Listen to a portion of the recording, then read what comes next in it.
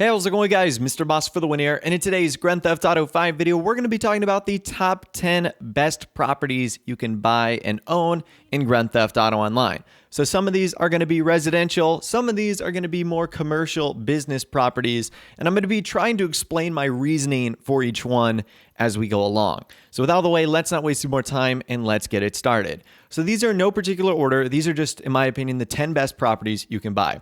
The first of which is the Maze Bank Tower. Now, I am going to be specific with location. So let's start with that. The reason the Maze Bank Tower is awesome, it's the tallest building in Los Santos. You feel like a boss as you hover over the rest of the city and all the other skyscrapers. And it's in the middle of the city, which is really great for missions and whatnot. Aside from just location and looks, the CEO office obviously gives you access to a bunch of amazing things like the 60-car office garage, the ability to access the CEO computer, which gives you, access to the finance and felony missions, the import-export missions, buying crates, sourcing cars, selling cars, stuff like that, doing the import-export mini heist missions. I mean, it literally gives you access to so much. And that's not even including the little things like the safe, the gun locker, the assistant. The whole area itself on the inside is obviously incredibly cool, incredibly detailed with lots of little features that it gives you access to, like the assistant on your phone.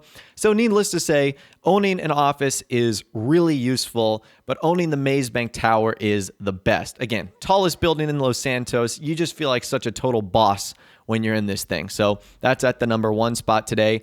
At the number 2 spot today, Fort Zancudo Hangar. In particular, we want to get Fort Zancudo Hangar 3499. Now, the reason you want Fort Zancudo Hangar 3499 is it's the isolated one, which means that not as many people are going to be around that area. If you buy the other two, which is 3497 and A2, they're side by side, so you're going to get a lot of clustering activity. 3499 is on its own, and it's in Fort Zancudo. Now, why is it important that it's in Fort Zancudo? Because it gives you the very special feature of allowing you inside the base without a wanted level. That's right. If you have a hangar inside the base, you get to go in and it gives you this cool, like, get out of jail free card for going inside the base. It's really awesome. Now, once you're inside the hangar itself, it gives you access to the air freight cargo missions, but more importantly, because those suck, it gives you access to store and upgrade aircrafts, which cannot be done in any other property or facility in the game. So that's the big one right here. Storing aircrafts, modifying them, using them, everything that can be done has to be done in a hangar. So it is by far one of the best properties in the game, even if you don't use it at all for its business aspect, which is what I do. I don't use the hangar at all for the business. It's just a giant hangar to store all my big airplanes. At the number 3 spot today, a vehicle warehouse. So the location for the vehicle warehouse isn't necessarily all that important, but the one tip I can give you is don't get the most expensive one and don't get the least expensive one, because that's what the majority of people are going to go after, because they're going to say the most expensive one, that's probably the most prestigious, so I'm going to get that. The least expensive one is the most affordable, most efficient, so I'm going to get that. When in reality, the only thing you're paying for is location. So don't get the most expensive one, don't get the least expensive one, get somewhere in the middle where you think the location is going to be good. Now, the vehicle warehouse is important because it allows you to do the import-export stuff, which in my opinion is the best business in the game. And it also gives you access to storage for these special vehicles like the Ruiner 2000, the Ramp Buggy, the Phantom Wedge, stuff like that. There's no other place in the game where you can store vehicles like that. So unless you own this, you're not going to be able to do that, which is why the vehicle warehouse is incredibly important. The number 4 spot today, the Biker Clubhouse. So right off the bat, if you guys watch Sons of Anarchy, you know that the Biker Clubhouse is basically one big parody of that TV show. And there's a lot of different references and stuff like that.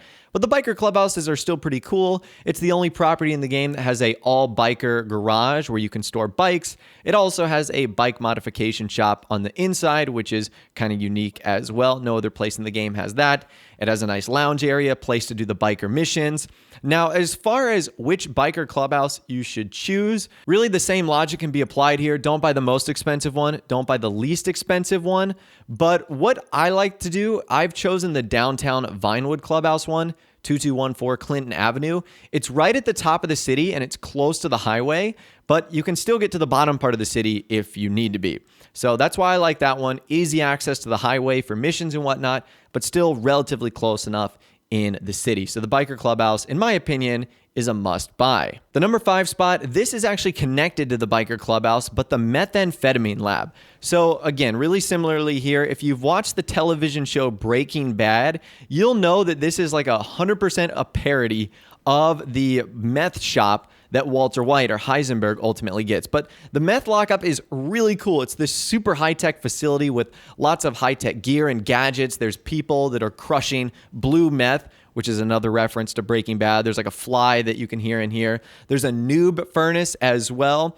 But by far, one of my favorite parts of this is you can actually go on top and you can actually lean on the rail and you can like overlook all your, I guess, employees or workers making blue methamphetamine for you. So it is really cool. It's by far the most like high-tech place out of all the different businesses you can own that's connected to the biker stuff.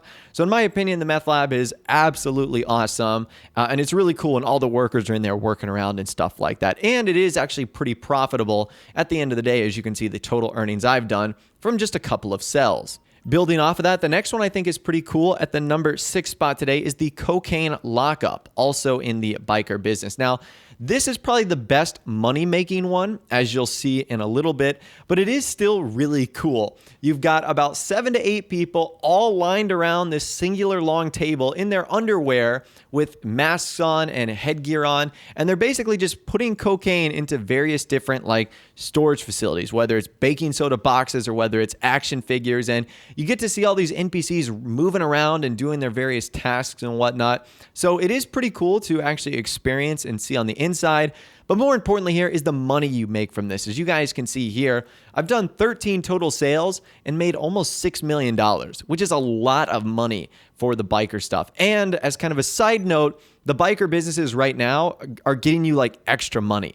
So it is something you should definitely take advantage of if you're watching this video during the current event week in which this is happening. The number 7 spot today, the Penthouse Apartments. So I think these are obviously the best type of property you can own as far as residential ones go, because what's really cool about the Penthouse Apartments is they're apartments the way they should have been since day one. Now, they don't have amazing customization, like you don't get to design the floors and whatnot, but you do have 8 different templates that you can choose from, which actually do give some nice variety there. And there are some fun things to do on the inside.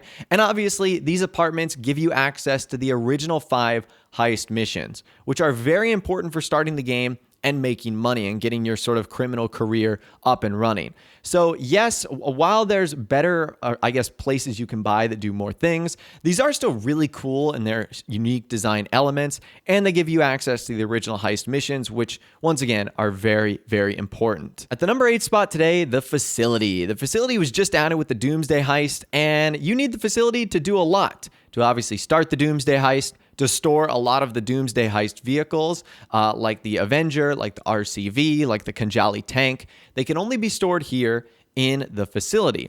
Now, which facility is best? So again, same principle applies. I wouldn't buy the most expensive and I wouldn't buy the least expensive.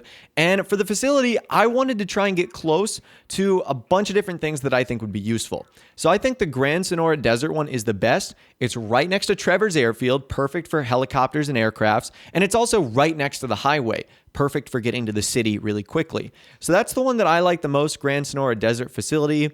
It's close to those 2 big landmarks right there and will help you very much in transportation. But as far as inside the facility, you get the orbital cannon, the Doomsday Heist missions, and the vehicle storage, which is really hard to match, in fact, impossible to match in any other location. The number 9 spot today, we have the bunker. So the bunker is useful for a bunch of different things, including the gun running missions that you can do, sourcing and selling, as well as storage for the mobile operations center, which will give you access to the gun running mission. On top of that, it's also where you can research and upgrade various vehicles and weapons into the game. It's the only place to do that. So there's definitely a lot of unique things you can do inside the bunker that you can't do anywhere else. Now, let's talk about which bunker is the best. In my opinion, it's the Thompson Scrapyard bunker. That's the best. Now, why is it the best? For a couple reasons. Number one, it's right next to the highway.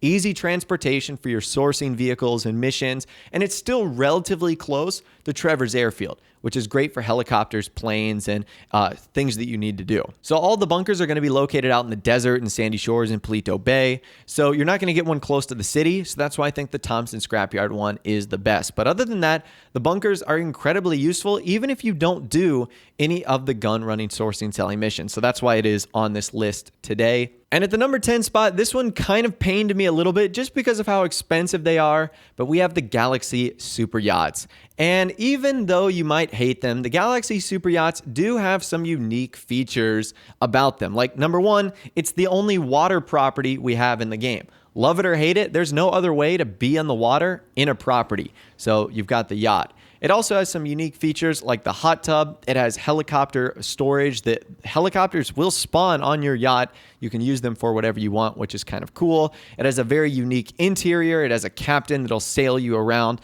the waters of Los Santos. It does have its flaws, don't get me wrong, but I do think it is one of the best properties you can have in the game, especially for some of its unique features that it does offer. But anyways, that's all the information I've got for you guys in this video today. That right there is the top 10 best properties that you can buy in Grand Theft Auto Online. Let me know in the comments section down below what would make it into your top 10. There's actually quite a handful of properties that I didn't include, and be sure to be specific. If there's a stilt home you think is pretty cool, let me know. If there's an apartment you think is awesome and it's really great, let me know too. Anyways, if you guys did go on to enjoy this video though, a like rating would of course be awesome. And also subscribe to my YouTube channel if you are new. We like daily GTA 5 videos like this. With all the way, guys, like I said, thanks so much for watching. Take care, and I'll see you guys in the next video.